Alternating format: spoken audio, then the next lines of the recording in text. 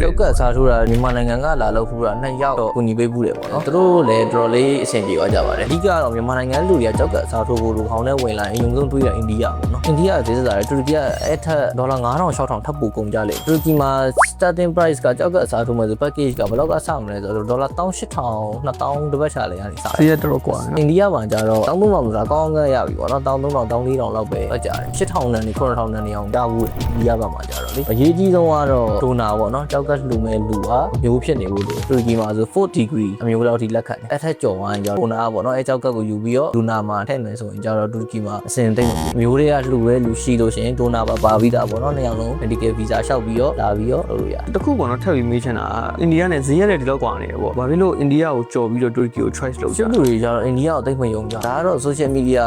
ရဲ့ influence လုပ်မှုပဲပြောရမှာပဲပေါ့နော်အိန္ဒိယကိုညှက်ပတ်တယ်လို့ထင်ကြတယ် standard အသိမရှိဘူးလို့ Euro standard မရဘူးလို့ထင်ကြတယ်တူရကီရဲ့ healthcare system ကလည်းတော်တော်လေးနာမည်ကြီးတဲ့ပုံမှာသူ့လူကြတော့ဒီ Europe မှာသွားလုပ်မယ်ပေါ့တူရကီမှာသွားလုပ်မယ်ပေါ့အဲ့လိုပုံမျိုးတွေးကြတယ်ပေါ့တက်နိုင်တဲ့လူစင်းတွေလည်းလာလုပ်လို့ရတာပေါ့အချိန်ကာလကျတော့ဘယ်လောက်ကြာအချိန်ကာလကတော့တကယ်က process ကြီးကတစ်ဖက်လောက်ပဲကြာဒါပေမဲ့သူတူရကီမှာအနည်းဆုံးပေါ့နော်တစ်လလောက်နေရမယ်ဒါပေမဲ့ site process လို့ပဲ check up တွေပါ run ပြီးတယ်မလာခင်တည်းက taxi တွေစစ်ပြီးတော့မှဒီလူကလာတဲ့လားမလာတဲ့လားဆိုတာစားထိုးပေးမဲ့ professor doctor တွေကဆုံးဖြတ်ပြီးတော့မှပဲ visa ချပြီးတာသူတို့မကုပေးနိုင်ပါဘူးဆိုရင်လည်းကိုယ့်အနေနဲ့ပဲမကုပေးနိုင်ပါဘူးပြောတယ်ကုပေးနိုင်တယ်ဆိုလို့မှ processor run တာပေါ့အဲ့လိုပုံစံမျိုးမလာခင်တည်းကလည်း test တွေစစ်ရတယ်လာလို့ရှိရင်လည်း test တွေစစ်ရတယ်ပြီးသွားလို့ရှိရင်တစ်နှစ်အတွင်း check up တွေအတွက်လည်းနောက်လိုရတယ်လိုသလိုမြန်မာနိုင်ငံတူပေါ့မြန်မာနိုင်ငံမှာပြန်ရောက်သွားတယ်ဆိုလို့ရှိရင်လည်းမြန်မာနိုင်ငံမှာ test တွေစစ်ပြီးတော့မြန်မာ WhatsApp သုံးများတာ WhatsApp ကဖြစ်စီအဲ့လိုမျိုး internet ကနေပို့ပြီးတော့မေးလို့လည်းရတယ်